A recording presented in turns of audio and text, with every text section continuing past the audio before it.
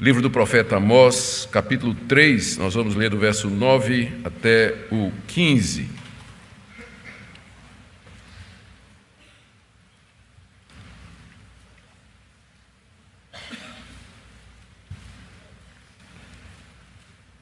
Amós, capítulo 3, de 9 a 15. Palavras do Senhor através do profeta Amós. Fazei ouvir isso nos castelos de Asdod e nos castelos da terra do Egito, e dizei: ajuntai-vos sobre os montes de Samaria, e vede que grandes tumultos há nela, e que opressões há no meio dela. Porque Israel não sabe fazer o que é reto, diz o Senhor, e entesoura nos seus castelos a violência e a devastação. Portanto, assim diz o Senhor Deus: o inimigo cercará a tua terra, derribará a tua fortaleza, e os teus castelos serão saqueados. Assim diz o Senhor: como o pastor livra da boca do leão as duas pernas ou um pedacinho da orelha, assim serão salvos os filhos de Israel que habitam em Samaria, com apenas o canto da cama e parte do leito. Ouvi e protestai contra a casa de Jacó, diz o Senhor Deus, o Deus dos exércitos. No dia em que eu punir Israel por causa das suas transgressões, visitarei também os altares de Betel. E as pontas do altar serão cortadas e cairão por terra. Derribarei a casa de inverno com a casa de verão. As casas de marfim perecerão e as grandes casas serão destruídas, diz o Senhor. Até aqui a leitura da palavra de Deus. Oremos pedindo a Ele a iluminação do Espírito Santo, irmãos. Ó Pai querido, estamos diante da Tua palavra e precisamos ser iluminados para compreender o seu significado e sua aplicação para nós. Sabemos que Amós falou da tua parte ao teu povo milênios atrás, mas nós sabemos porque é a tua palavra que ela permanece para sempre e que tem aplicações para a igreja de todas as épocas, como nós hoje, que aqui nos debruçamos sobre ela. Pedimos, portanto, que teu Espírito Santo nos conduza em cada parte dessa exposição, trazendo luz, encorajamento, correção, ânimo, instrução, tudo de acordo com a tua vontade. É o que pedimos em nome de Jesus. Amém. Irmãos, um dos últimos recursos que Deus usa para corrigir o seu povo e trazê-lo de volta à obediência é expor os pecados do seu povo diante do mundo. E nada traz maior vergonha do que nós sermos corrigidos e humilhados na presença dos que não são da igreja. Acho que nenhum castigo é tão terrível para a igreja quanto ser castigada por Deus diante do mundo. É exatamente esse o tema da passagem que nós acabamos de ler. O profeta Amós havia anunciado o juízo de Deus contra as nações vizinhas, as nações pagãs, que cercavam a nação de Israel. Isso está no capítulo 1 que nós já vimos. Em seguida, ele anunciou o mesmo juízo de Deus contra Judá e contra Israel, os dois reinos que compunham o seu povo. E ele fez isso dizendo que o seu povo era mais culpado do que os povos pagãos, está aí no capítulo 2. Mais culpado porque a nação de Israel e a nação de Judá tinham recebido a revelação especial de Deus, tinham recebido a lei de Moisés, tinham recebido as promessas, o culto verdadeiro. A eles Deus havia revelado o seu nome e feito a promessa do Messias. Os demais povos andavam na escuridão, no máximo tinham a revelação da natureza e a revelação na sua consciência. Mas apesar de Deus ter exposto ou ter denunciado através de Amós os pecados de Judá e de Israel, eles não queriam ouvir as exortações de Amós. Isso porque a teologia deles, que nós chamamos de teologia do Reino do Norte, ensinava que pelo fato de Israel ter uma aliança com Deus, isso significava apenas bênçãos e nunca juízo, nunca castigo. O fato de terem sido escolhidos de entre todas as nações para serem o povo especial de Deus, daria, teoricamente, à nação de Israel isenção de determinados juízos e castigos que Deus mandaria somente para os pagãos e para os ímpios. Eles então não queriam levar a sério quando Amós dizia: o juízo está chegando, Deus vai castigar vocês por conta das suas iniquidades, exatamente como ele vai castigar as nações vizinhas. Por 3 ou 4 transgressões de Israel e de Judá, eu não suspenderei o castigo. Amós explica então que é o contrário, que a aliança que eles haviam feito com Deus e Deus com eles, levava necessariamente ao juízo, como está no início do capítulo 3, verso 2: de todas as famílias da terra, somente a vocês eu escolhi, portanto eu vos punirei por todas as vossas transgressões. A aliança não trazia imunidade, trazia responsabilidade. Exatamente porque eles eram filhos de Deus, é que Deus se via na obrigação de castigá-los diante do mundo, porque eles levavam o nome de Deus, eram chamados pelo nome de Deus. E além disso, Amós diz: eu só estou aqui pregando esse tipo de mensagem porque Deus me apareceu e Deus me mandou fazer isso. É a passagem que nós vimos por último, do verso 3 até o verso 8, quando ele diz assim: tudo que acontece tem uma causa, todo efeito tem uma causa. 2 só andam juntos se eles estiverem de acordo. O leão só ruge se tiver uma presa. O pássaro só é capturado se houver um laço. A trombeta só toca se há perigo para a cidade. O desastre só vem à cidade se Deus trouxer. E o profeta só fala se Deus mandar. E com isso Amós explica porque é que ele tinha saído do Reino do Sul, onde era um pequeno agricultor, criador de ovelhas, fez toda a viagem para pregar uma mensagem desagradável no Reino do Norte, correndo risco de vida e pagando aquela mensagem com a sua própria liberdade. Agora então, no texto que nós lemos, o profeta, dirigido por Deus, usa mais um recurso para tentar trazer a nação de Israel ao arrependimento. Ele se dirige às nações vizinhas e convida essas nações a serem testemunhas de acusação de Deus. Deus vai montar um grande tribunal, onde ele vai julgar e vai castigar o seu povo. E ele chama como testemunha de acusação as nações pagãs que estão ao redor da nação de Israel. Então, nessa manhã, eu queria ver com vocês, em primeiro lugar, esse convite que Deus faz às nações pagãs, vizinhas e inimigas, está aí no verso 9.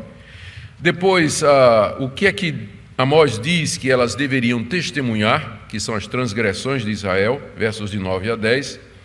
Terceiro, elas deveriam também testemunhar o castigo de Deus contra a nação, está aí dos versos 11 a 15, e nós vamos terminar indagando por que é que Deus queria que as nações pagãs vissem o castigo que ele traria contra o seu próprio povo.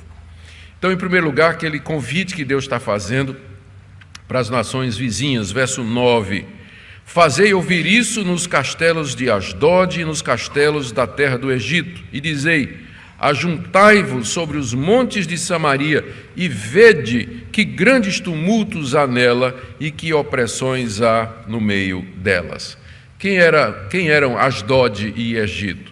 Asdod é uma das 5 principais cidades dos filisteus.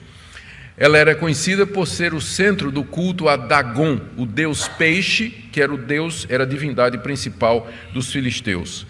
Os filisteus, historicamente, sempre foram inimigos da nação de Israel. Era um povo ímpio, era um povo pagão, era um povo idólatra, era um povo imoral e era um povo violento.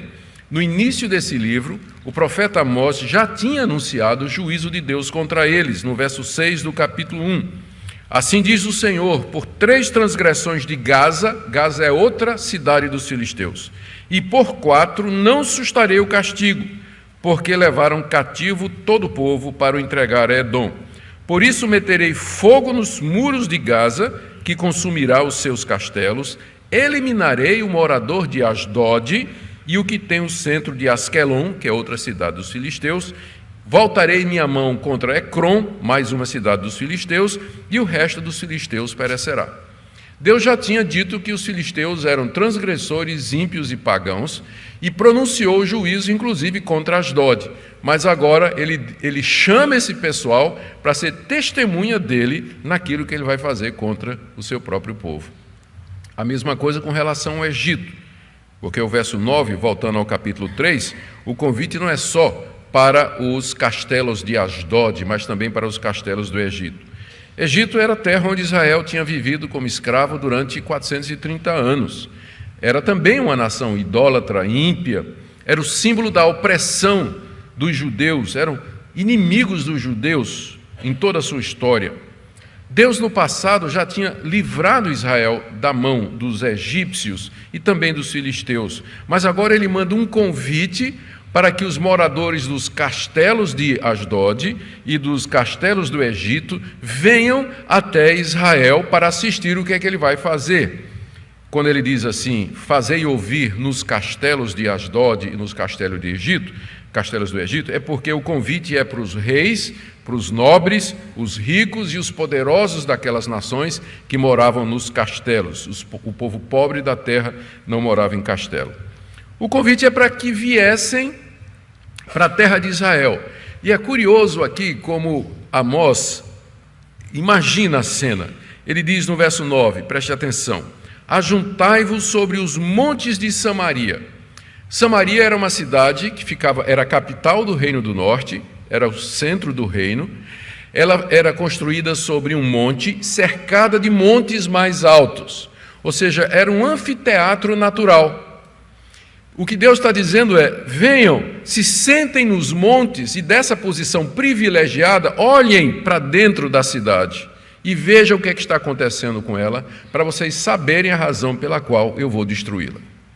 Então, é como se Deus tivesse montado um grande tribunal. O anfiteatro já existia, era um anfiteatro natural, as montanhas que cercavam Samaria. Deus já tinha montado o tribunal e agora convidava as testemunhas de acusação. O júri, aliás, as testemunhas de acusação para testificarem aquilo que Deus haveria de fazer. Lá dos montes eles olhariam para dentro de Samaria, para seus habitantes e para o que se faria lá dentro, funcionando então como testemunhas do juízo de Deus. Então esse é o convite. Já pensaram nisso? Imagina se Deus convidasse os ateus, os agnósticos, os céticos, convidasse as religiões pagãs, as religiões orientais e dissesse assim, venham e vejam o que eu vou fazer com a igreja cristã, por conta de todos os crimes, pecados, obscenidades, imoralidades e corrupção que há dentro dela. Seria o equivalente a isso, se Deus hoje chamasse esses povos para ver o que é que Ele vai fazer conosco, o juízo que Ele vai trazer sobre nós por conta dos nossos pecados. É isso que Ele fez, o convite é esse. Agora, o que é que eles deveriam testemunhar? Está aí do verso 9 a 10. No verso 9 ele diz, ajuntai-vos sobre os montes de Samaria e vede.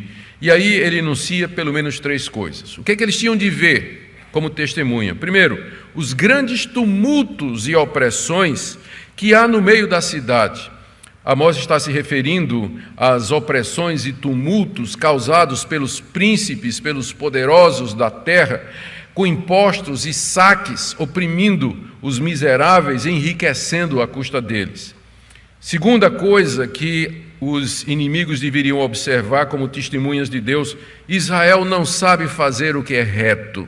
O meu povo não sabe fazer o que é reto, ou seja, eles não conseguem fazer nada com honestidade, os seus negócios são sempre ilícitos, os juízes torcem o direito, oprimem os pobres, está tudo torto dentro da cidade, eles não sabem fazer o que é reto. Terceiro, agora no verso 10, ainda no verso 10, Israel entesoura nos seus castelos a violência e a devastação. Os palácios de Samaria estavam cheios de riquezas que foram obtidas de maneira ilícita, bens que tinham sido roubados, propriedades que eram resultado do saque, bens que eram resultado de uma obtenção através da violência. Como eu disse, já dissemos, durante esse período, a nação de Israel, no Reino do Norte, sob a liderança de Jeroboão II, que era um militar, tinha uma estratégia militar muito boa e era um economista muito bom também, a nação estava florescente, vivia um período de prosperidade que levava os judeus a confundir isso com a bênção de Deus e pensar que aquilo era um sinal da bênção de Deus. Todavia, toda aquela riqueza havia sido adquirida de maneira ilícita. através de juízes comprados, através da opressão dos pobres, sonegação de salário, torceu o contrato com os agricultores e uma série de outros pecados de ordem social que Amós denuncia aqui. E Deus está chamando os filisteus e os egípcios para dizer: senta aí e vê o que está acontecendo no meio do meu povo. Veja o que está acontecendo, a opressão, o tumulto. Esse povo não sabe fazer o que é reto e as riquezas que eles têm foram adquiridas de maneira ilícita. Era isso que eles deveriam testemunhar. Mas aqui vamos para a terceira parte. Eles deveriam testemunhar também o castigo que Deus haveria de trazer. Eles deveriam testemunhar isso em particular. No verso 11, Deus diz, portanto, Amós diz, portanto, ou seja, à luz de tudo isso que vocês podem observar que está acontecendo em Samaria, assim diz o Senhor Deus: o inimigo cercará a tua terra, derribará a tua fortaleza, e os teus castelos serão saqueados. Assim diz o Senhor: como o pastor livra da boca do leão as duas pernas ou um pedacinho da orelha, assim serão salvos os filhos de Israel que habitam em Samaria, com apenas o canto da cama e parte do leito. Aqui Deus, através de Amós, anuncia o castigo que ele vai trazer sobre o seu povo que não sabe fazer o que é reto. E o castigo vem, no verso 11, segundo um inimigo. Assim diz o Senhor: um inimigo cercará a tua terra. O inimigo, sabemos pela história, na verdade era a nação da Síria. A Síria já estava se levantando no cenário mundial como sendo a maior potência. Os assírios haveriam de vir, e Amós diz que eles vão fazer três coisas. Eles vão cercar a terra, isso é, cercar o país, e de fato isso aconteceu literalmente. Que eles derrubariam as fortalezas, ou seja, as cidades protegidas por muro, e de fato isso aconteceu. E que eles saqueariam as riquezas, aquelas guardadas nos palácios e nas mansões e que haviam sido adquiridas de maneira injusta.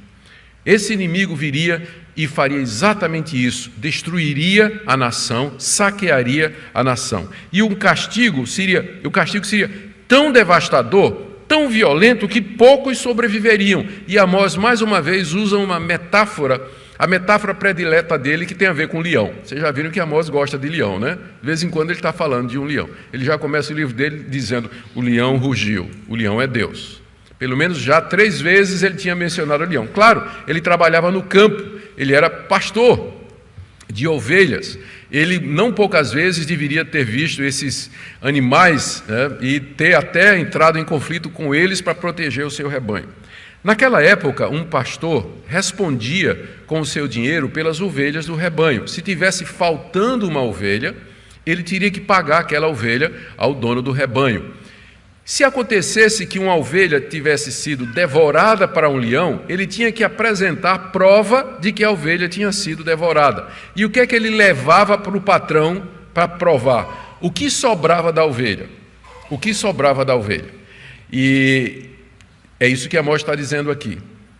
A invasão ia ser tão poderosa, ia ser tão violenta, que o que vai escapar é um pedacinho da orelha e 2 ossos da perna, que era o que o pastor tinha que levar como prova para o dono do rebanho de que foi um animal que atacou, senão ele tinha que pagar.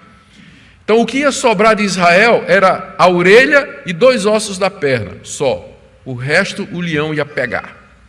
O leão ia pegar. Lê o texto outra vez, verso 12. Assim como o pastor livra da boca do leão as 2 pernas a um pedacinho da orelha, era o que ele tinha que levar como prova de que o bicho tinha sido comido pelo leão, assim serão salvos os filhos de Israel que habitam em Samaria, com apenas o canto da cama e parte do leito. O que Amós está dizendo é que a invasão assíria representaria o fim do reino do norte, o fim da nação de Israel. Se sobrasse alguém, ele escaparia fedendo, como a gente diz, né?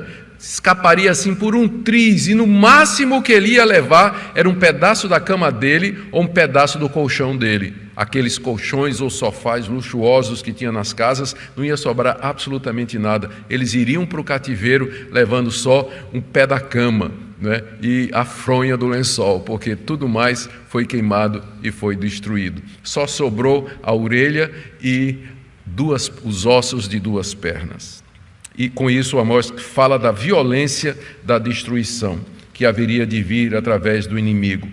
E Deus aproveitaria para também castigar a idolatria de Israel, porque até agora o foco do castigo, a razão do juízo, são os pecados de ordem social, a opressão dos pobres, enriquecimento ilícito, perversão do juízo, mas Deus sabe que tem mais coisas dentro da nação de Israel e que, na verdade, essas coisas, elas já são o resultado de um desvio do verdadeiro Deus, do conhecimento de Deus. Por isso, o profeta emenda e diz, e Deus diz, e também, veja aí, no verso 14, no dia em que eu punir Israel por causa das suas transgressões, essas que foram mencionadas, visitarei também, é como se Deus dissesse, eu estou vindo castigar esse povo por conta da injustiça que ele pratica, e vou aproveitar para também já bater na idolatria deles, que é o ponto do verso 14. Visitarei também os altares de Betel, e as pontas do altar serão cortadas e cairão por terra. Betel era um dos 2 centros religiosos do Reino do Norte. A capital era Samaria, mas a romaria era feita em Betel. Em Betel, o rei Jeroboão I tinha feito um templo, tinha construído um altar que era muito parecido com o altar que estava em Jerusalém, no Reino do Sul. Era um altar de ouro grande com 4 pontas. Naquelas pontas se derramava o sangue dos animais e serviam também como refúgio.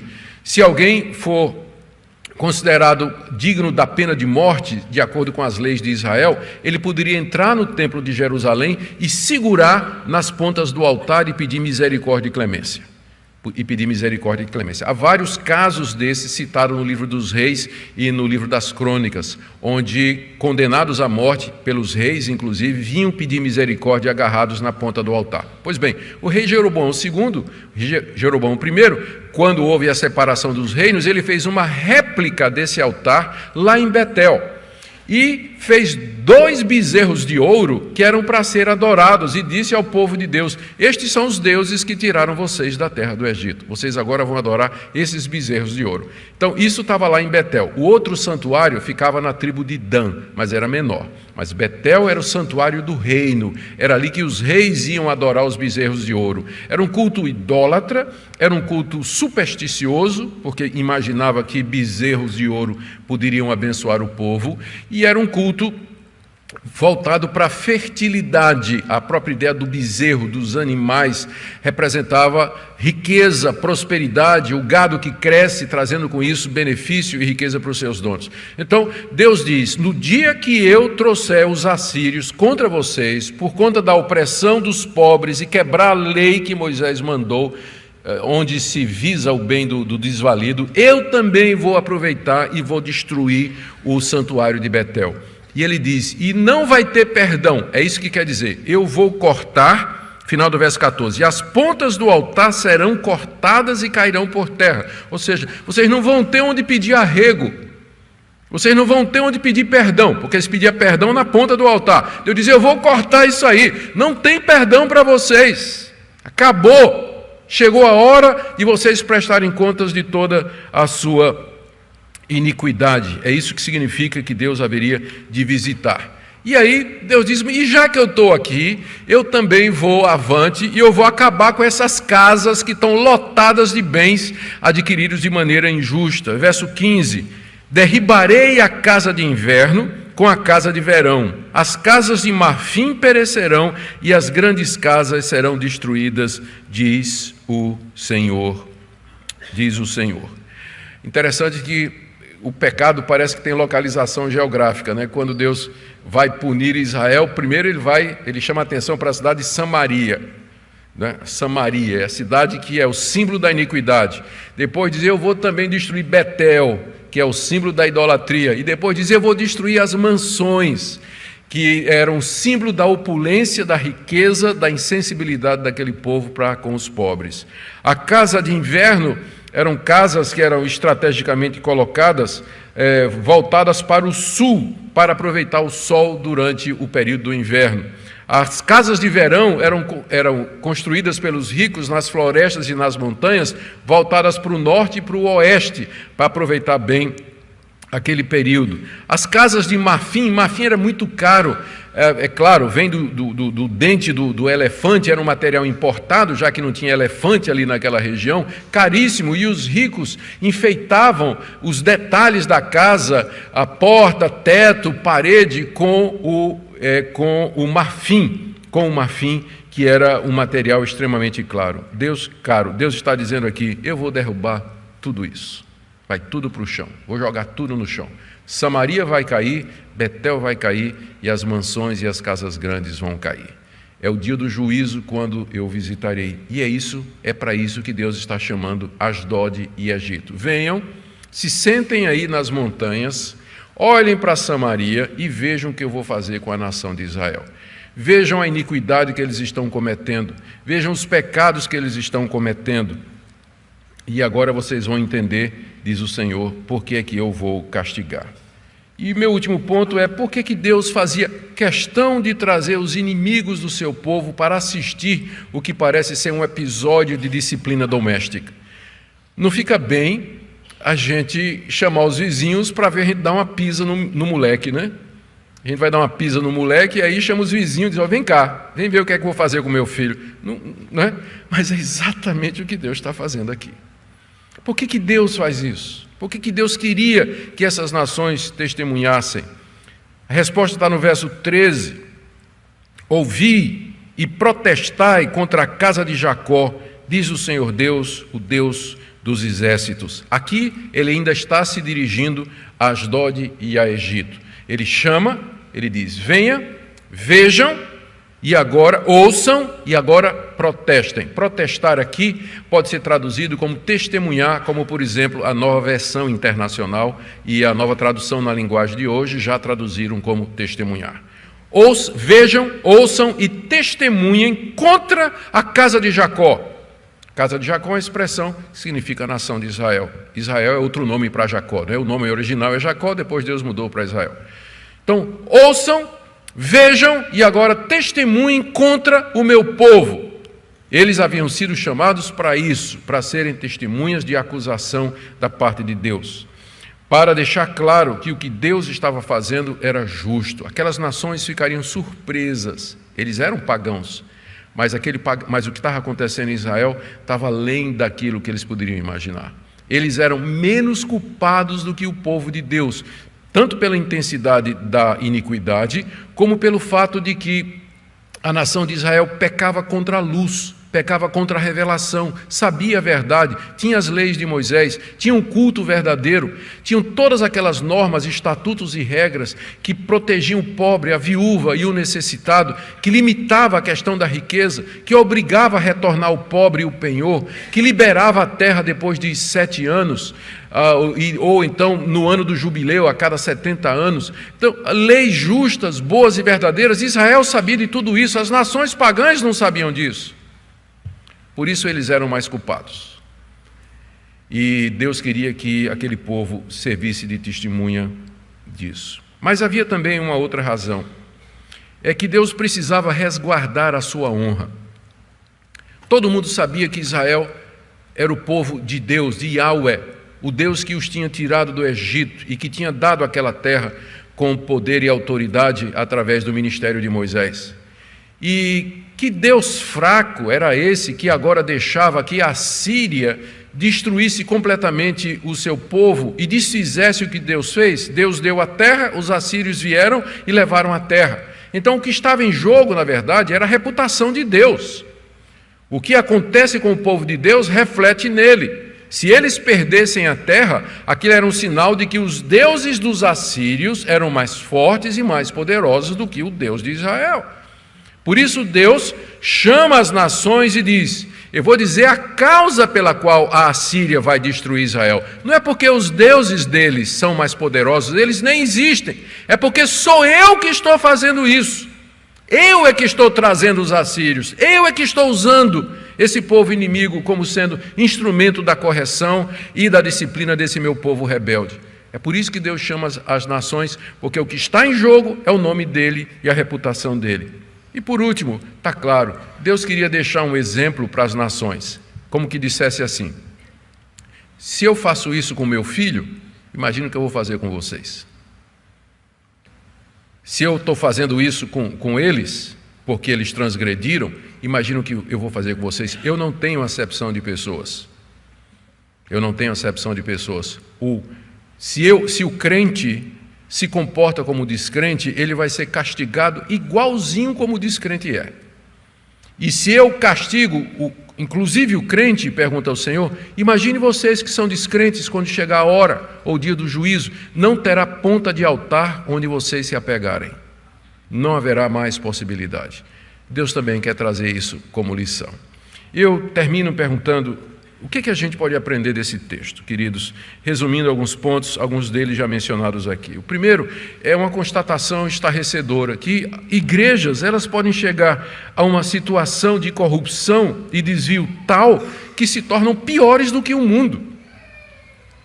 Na história da igreja tem havido períodos assim, em que as igrejas, a cristandade, de tal maneira se afastou dos caminhos de Deus, que se tornaram mais corrompidos, mais iníquos do que o próprio mundo. Isso tudo para vergonha nossa. Segunda lição que nós aprendemos aqui é que Deus continua a usar o mesmo método para corrigir a igreja.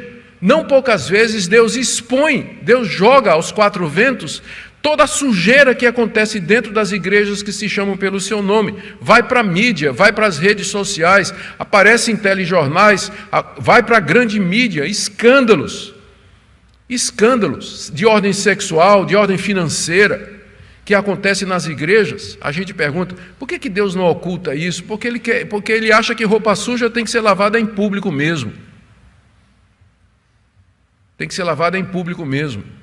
E quando a igreja se torna pior do que o mundo, Deus faz isso. Ele expõe as vergonhas da igreja. Como ele fez com Abraão.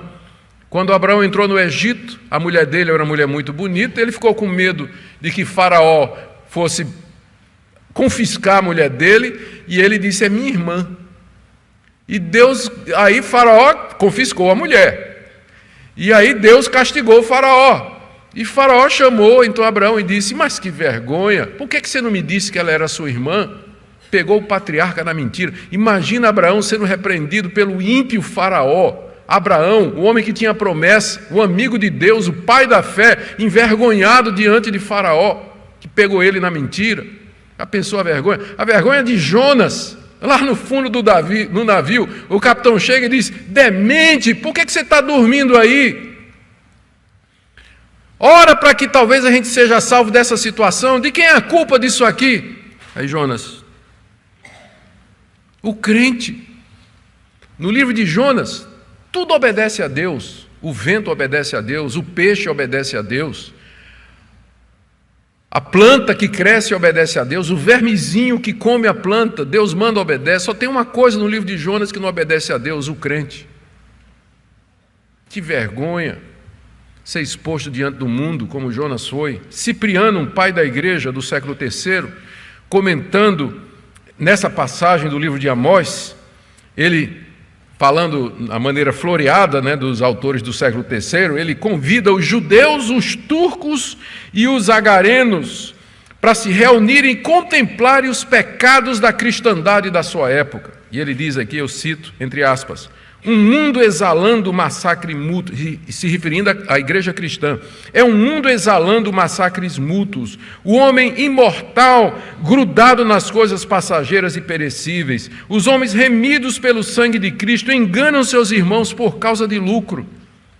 Isso no século III, Cipriano chamando os judeus, os agarenos e os turcos para dizer, venham ver o que está acontecendo aqui no meio da igreja. Terceira coisa que a gente aprende aqui é que os cristãos são mais responsáveis diante de Deus porque têm a sua revelação escrita. Na verdade, nós somos mais responsáveis. Que vergonha quando a gente é acusado de sonegação, desonestidade, opressão, materialismo, avareza. Que vergonha quando as igrejas são acusadas de desonestidade, insensibilidade para com os pobres. Uma última lição que eu queria tirar aqui antes de fazer uma aplicação prática, eu fico pensando de como tudo isso nos revela o quanto Cristo realmente teve que sofrer na cruz. Ele teve que sofrer por gente como nós. Ele passou vergonha pública, porque ele estava nos representando ali. Ele foi exposto à vergonha exatamente por nossa culpa. E ele experimentou a ira de Deus sobre si, ira que nos era destinada por conta da nossa desobediência, porque nós não sabemos fazer o que é reto.